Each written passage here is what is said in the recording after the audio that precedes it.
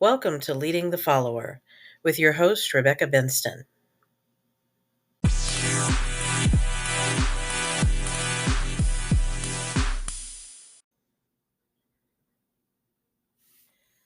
Hello again, and welcome to today's Pondering. It's been a while since I posted a podcast for today's Pondering, so I figured I would come back with my latest post, and that is called "It Ain't Pretty," and indeed, it is not.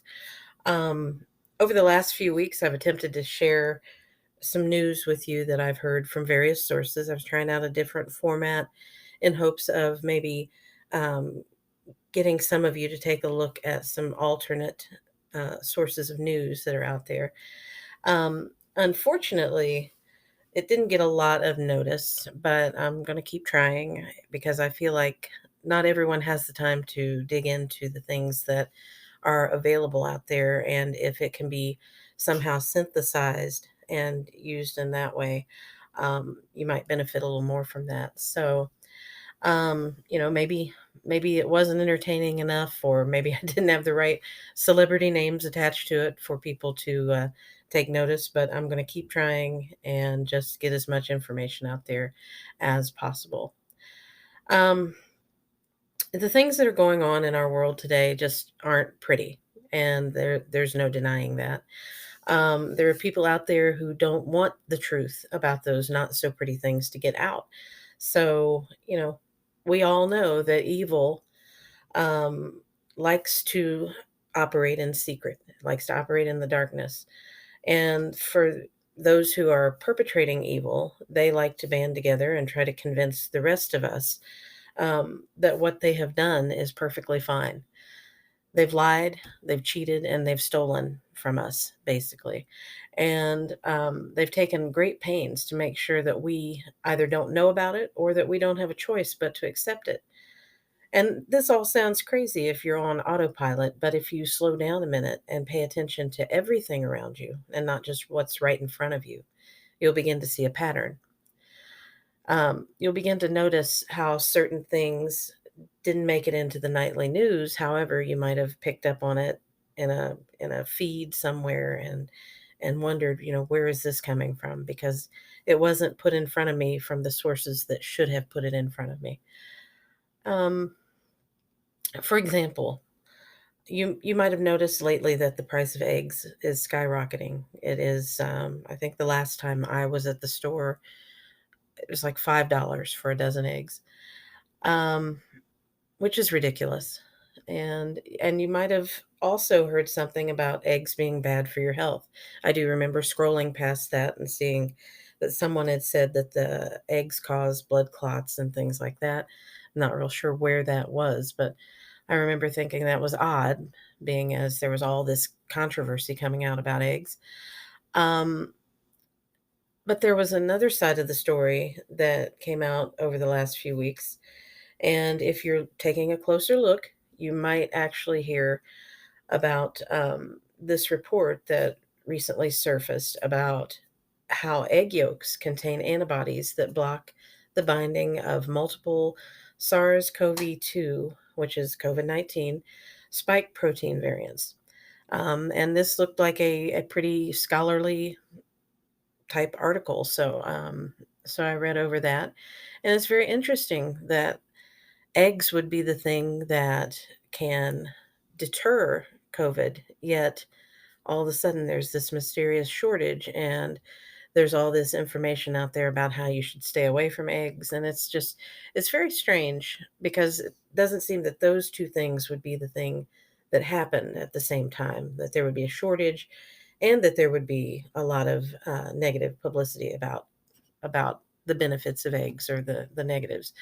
Um, but then all at once, you see stories about things like the Hillendale Farms in Connecticut, which is the largest supplier of chicken eggs, how it randomly caught fire and killed over 100,000 hens, which will definitely impact the supply of eggs. So all of these things connect, and it really seems a little fishy to me. Um, you know, I saw a report about how chickens weren't laying eggs like they used to, and how there was a lady who did some investigation and found that it's a certain kind of feed, brand name feed that they use, that was causing the chickens to stop laying eggs as they used to. Um, Once they started giving them a different kind of chicken feed, their production picked back up. So, I kept looking for stories, and I found that back in 2013, strangely, Bill Gates had started purchasing farmland and investing his money in plant based eggs, poultry, and beef all the way back then. And then what did we see? We saw the bird flu, we saw chicken fires, and an egg shortage.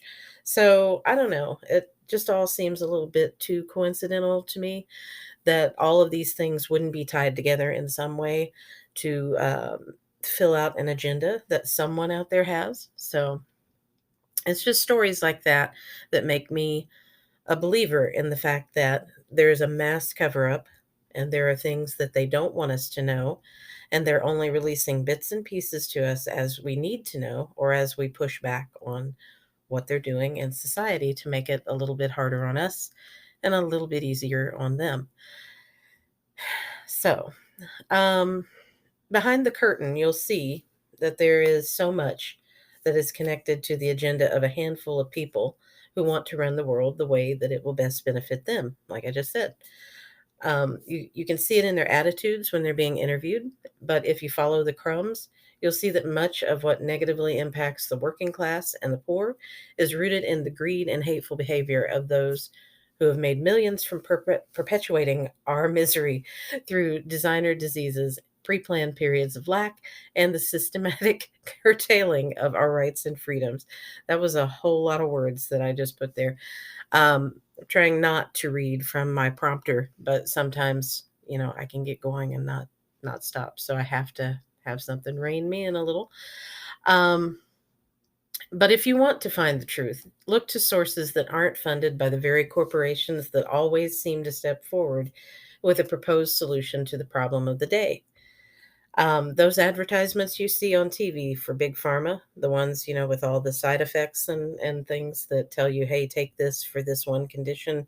It'll give you these 50 conditions, but you'll be fine because you won't have that one. Sadly, uh, you know, they're not just there to annoy you. Those commercials are not just there because they're trying to get you to buy their product or whatever. They're meant to remind you of who is in control of your day-to-day life. They're meant to remind you that those are the people that make the decisions that impact everything that impacts us. And we don't have the control over things that we would like to think we have. And sadly, much of what they are producing and putting out into the world does more harm than good. It's like with the side effects, take this for your headache, but develop all of these other conditions, that could possibly kill you or make it just that much worse later on. That's not a benefit, and people have really gotten away from using common sense, using their alternative remedies, their home remedies, and things that our grandparents used to live to their 80s and 90s. And we see people, just falling prey to all of these different little gimmicks that have been marketed at us as though that is the saving grace that we're looking for, and it's just not true.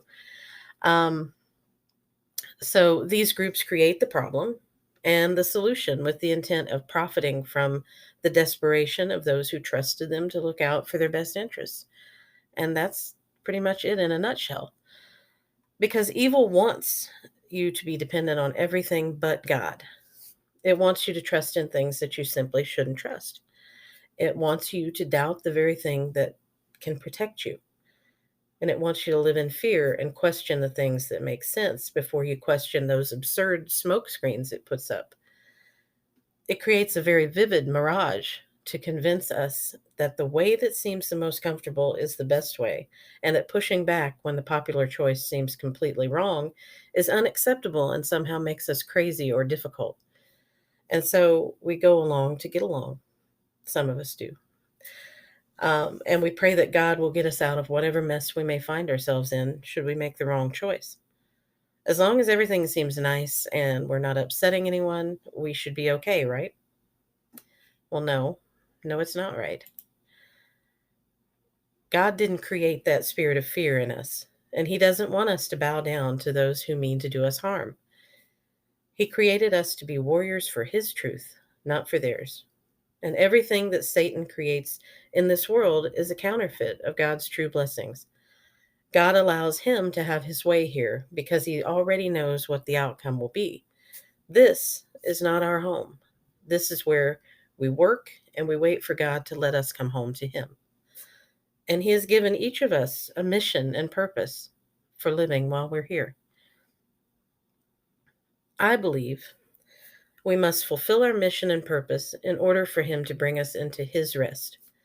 For some, our purpose will be evident and we'll embrace it immediately. No problem. It seems like a natural fit to us. But for others, we'll fight and kick and scream all the way through the challenges we face until we finally figure out that the struggles we face have meaning. And we accept that and we understand it. It may take a while, but it does happen. And when we've figured that out, we'll try to help someone else who is struggling to accept their purpose. And hopefully they'll do the same with the next person they meet. It isn't all pretty and it isn't all nice. Some of it is downright ugly and painful, but it is all necessary if we are to battle every demon on every front and win. Much like the chicken and egg scenario, our purposes here are all connected. And we have to decide whether or not we'll strive to connect to the good that God has instilled in each of us, or if we'll buckle under the weight of the evil that works so diligently to overtake us.